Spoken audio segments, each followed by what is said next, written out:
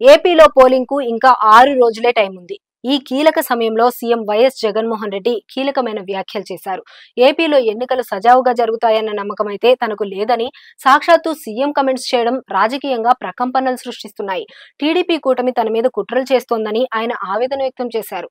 గతంలో విపక్షాల నుంచి ఈ తరహా ఆరోపణలు కానీ ప్రకటనలు కానీ వచ్చేవి. కానీ ఇప్పుడు అధికారంలో ఉన్న జగన్ నోటి వెంట రావడంతో వైసీపీలోనూ దీని మీద విస్తృతంగా చర్చ సాగుతోంది. అదే టైంలో అసలు ఏమి జరుగుతోంది అన్న డిస్కషన్ కూడా మొదలైంది.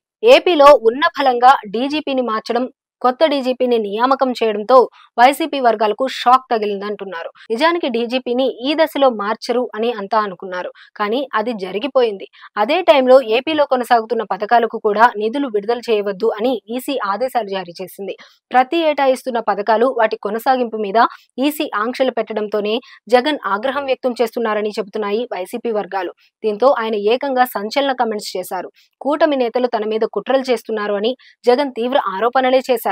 అమల్లో ఉన్న పథకాలకు డబ్బులు ప్రజలకు చేరకుండా చేయడం పట్ల కూడా ఆయన ఆవేదన వ్యక్తం చేస్తున్నారు. ఇక ఇష్టానుసారంగా అధికారులను బదిలీలు చేస్తున్నారని అంటున్నారు. కీలకమైన కడప, కర్నూలు, అనంతపురం ఇలా అనేక చోట్ల ఎస్పీలు, ఉన్నతాధికారుల బదిలీలు వరుసబెట్టి జరుగుతున్నాయి. పేదలకు మంచి చేస్తున్న తనను లేకుండా చేయాలనే ఇదంతా అని జగన్ తీవ్రంగా మండిపడ్డారు. మరోవైపు చూస్తే ఏపీలో ప్రభుత్వ పథకాల నిధుల విడుదలకు ఈసీ అనుమతి నిరాకరణ చేయడం కూడా చర్చనీయాంశమైంది. ఎన్నికల ప్రక్రియ పూర్తయ్యే వరకు నిధుల విడుదలకు ఈసీ నో చెప్పడంతో ఇప్పుడు దాని మీదనే వైసీపీ అధినాయకత్వం నిరసన వ్యక్తం చేస్తోందని అంటున్నారు. తుఫాను కరువు కారణంగా నష్టపోయిన రైతులకు ఇన్పుట్ సబ్సిడీ ఇస్తామని, అలాగే విద్యా దీవెన కింద 610 కోట్ల రూపాయలను ఫీజు రియంబర్స్మెంట్ కింద ఇస్తామని రాష్ట్ర ప్రభుత్వం ఈసీ అనుమతి కోసం కోరింది.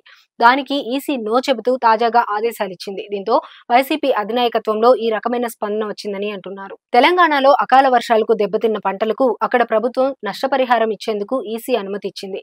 దీనికంటే ముందు చూస్తే 2019 ఎన్నికలకు ముందు రోజు వరకు పసుపు కుంకుమ కింద నగదు పంపిణీ చేయడానికి నాడు ఈసీ అనుమతిచ్చిందని కూడా గుర్తు చేస్తున్నారు.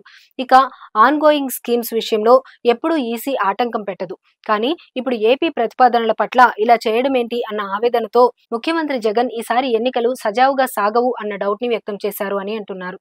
చూడాలి మరి రానున్న రోజుల్లో రాజకీయం ఎలా మారుతుందో.